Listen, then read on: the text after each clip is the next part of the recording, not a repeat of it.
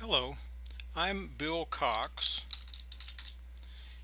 and I'd like to tell you about the Pass GED Math website. The website has a single purpose. The purpose is to help you pass the GED math test. The website includes a recipe to help you get the 150 points you need to pass the 2014 math test, and it also includes the ingredients or the skills you need to follow the recipe. The address of the website is www.passgedmath.weebly.com. Weebly, Weebly, is the platform on which I've built the website. If you put this address into your web browser and click enter, here's what you will get. The website is free. There are no passwords. It will work on any full screen computer, but not on small screen devices. If you look up at the top of the website, you see 7 capitalized headings: the test, no calc, and so forth. These are the 7 sections of the website. And if I put my cursor on any of these, for example this one, or this one, or this one, you will see drop-down menus. These menus enable you to access each page of the section directly. Now these headings and the drop-down menus are available on every page of the website, so you can move directly from any page to any other page without going back to a starting point. Now let's take a look at this section. It's about the test. And as you can see from the drop-down menu, the first page is about the recipe and the ingredients, which is essentially what I'm covering in the video. The second page is about details of the test. I'll click on it and you can see, and you can move up and down using your mouse wheel or whatever you use. The third page in this section is about the test's accessories, the 4 that are built into the test: the calculator, about which we'll talk more. There's a reference sheet, a formula sheet, and some math symbols. But notice that this page has a lot of purple words. If you click on a purple word like formula sheet, I'm going to click on it. It takes you directly to the formula sheet you will have available to you on the test. Now that I've done that, I'm out of the Pass GED Math website. So to get back, I'm going to click on the left arrow button on my web browser, and now I'm back. Now purple words will take you either to an external website or to it's a shortcut to a page in here inside this website. Now the recipe for passing the test and the ingredients or skills you use to follow the recipe are in the other 6 sections of the website: no calc, calculator, and so forth. Let's look at those. In the no calc section, you see there are 4 pages. And these pages recognize that in the part 1 of the test, the first 5 questions out of 46, you will have no built-in calculator available. You're going to have to do some basic math problems, maybe a short long division problem or multiplying by decimals, these kinds of things. If you get good at the skills in this no calc section, you should be able to get 10 to 15 points on the test. And that's the first part of the 4-part recipe. Now let's look more closely at the calculator section. And you can see there are 6 different pages here. Now this section recognizes that the built-in TI-30SX calculator is your best friend on the test. It not only saves you time, if you get good at it, it will enable you to sidestep Things like least common denominators, order of operation, simplification of results, because the calculator will do these things directly and automatically. Let's just to see more about the website, let me click on any of these, perhaps the exponents page within the calculator section. And so here you have a page talking about exponents, and if I move down to the first purple word, I will click here, and there's a video about how to use the calculator to handle exponents. There are also some other videos and reference sheets, but I also want to move down to the fourth purple word here and click on the practice questions. Now, as you would expect, there are practice questions about exponents and answers, but because this section is about calculator skills, there is also in each question the precise calculator steps you would take to answer the question. And every page of this calculator section includes those calculator steps, and there are a few others besides.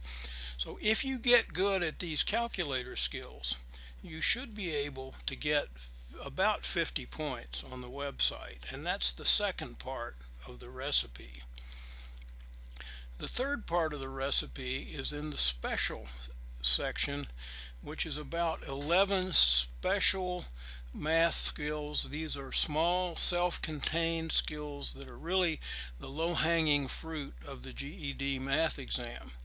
And if you get good at these 11 skills, which you can do using the pages in this section, you should be able to get another 40 points on the test, which is the third part of the four-part recipe.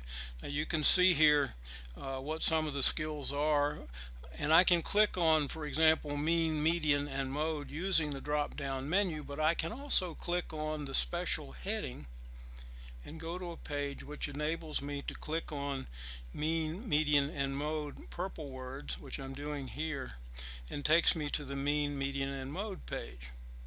And here we will find a video from Khan Academy about doing mean, median, and mode. Measuring the central tendency, or Okay, but now some people learn better from watching videos, others learn better from reading lessons, and so I've tried to include both in most of the pages. Here is a lesson about mean, median, and mode, which you may also find useful. And here again are some practice questions. Now, no calculator steps this time, because this section is not about calculator skills. So that's the third part of the recipe. Now, if you've kept score, you remember that I said we could get 10 or 15 points out of the no calc skills. You can get about 50 points out of the calculator skills and another 40 points out of these 11 special skills. So in order to get the 150 you need, there are about 50 left, and you would get the remaining 50, the fourth part of the recipe, out of the three algebra sections: algebra, word problems, and graphing. Now the algebra section, as you can see from the drop down menu here, includes basic algebra skills, plugging in numbers, simplifying expressions, and so forth. I'll leave you to explore this section and the instructional videos and other lessons and the practice questions here. But we need to look more carefully at the word problem section, because many of the tests questions are about word problems. These word problems are of three types. There are simple word problems, there are standard formula word problems, and there are other word problems. A few problems are so simple that you don't need algebra. If I have 10 cookies and eat 3, how many are left? There are 7. You don't need algebra. Most of the word and that's the first page of this section. But most word problems are about standard formulas. And you have here in the next 8 pages equal ratios, distance, rate and time, simple interest, markups, markdowns, 3 geometric pages, and the Pythagorean theorem. You have in each page, I'm just going to click on distance, rate, and time as an example. You have an explanation of the formula, a video, in this case 3 videos about using the distance formula, a couple of other lessons, and of course some practice questions and answers. That's typical of what you'll find in the website. In fact, in the total website, there are more than 80 links to more than 80 instructional videos and to more than 60 non-video internet lessons, along with the practice questions. Now, there will be a few word problems on the test of the third type where a standard formula does not apply. And so in these cases, you will have to create your own equation, or even in a few cases, create 2 equations. And the final 2 pages in the word problem section give you the skills to do that. Now, there's one more section in the website, the graphing section. You can see here that it involves changing algebra to graphs and graphs to algebra. I will leave this part to you as well to explore on your own. And so we have seen what's in the website. We have seen the 4-part recipe and where you get the skills to follow the recipe. Now, there are a few word problems on complicated subjects that are not part of my formula. Quadratic equations, for example, or permutations. I urge you not to spend your practice time, your study time on these complicated skills.